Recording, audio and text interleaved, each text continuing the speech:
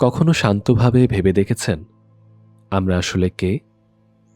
ধর্ম, জাতি বা ধনী গরিবের পার্থক্যের বাইরে গেলে একটা কথাই সত্য, আমরা সবাই মানুষ, বাংলাদেশের মানুষ।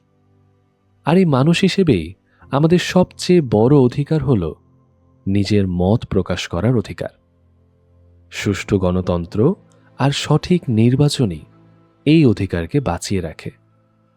ভোট দেওয়ার মধ্য দিয়েই আমরা বলতে পারি এই দেশটা আমাদের, এই সিদ্ধান্তটা আমাদের।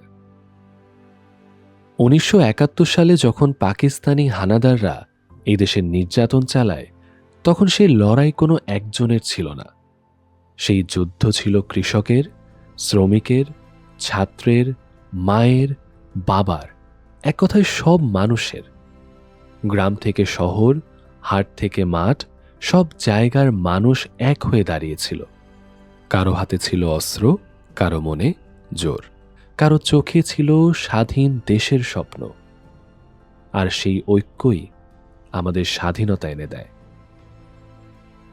স্বাধীনতার পরে যখনই অন্যায় বেড়েছে, মানুষ আবারও জেগে উঠেছে। 1990 সালে আমরা দেখেছি কিভাবে সাধারণ মানুষ অন্যায়ের বিরুদ্ধে রাস্তায় নেমে আসে। তখনও কোনো দল বা ব্যক্তির জন্য নয়, ন্যায়ের জন্য, ভোটের অধিকার ফিরে পাওয়ার জন্য মানুষ এক হয়েছিল।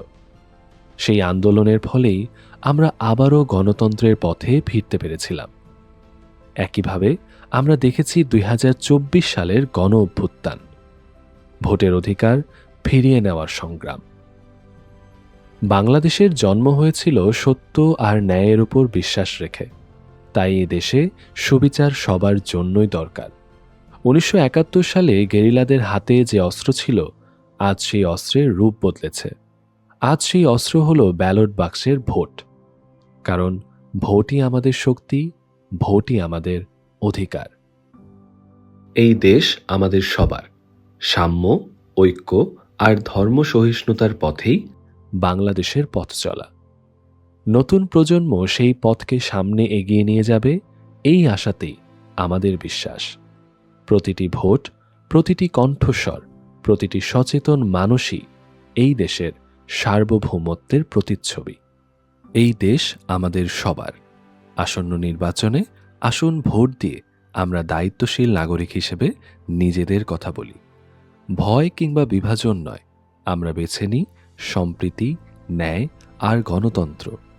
এভাবেই গড়ে উঠবে একটি অসাম্প্রদায়িক বাংলাদেশ।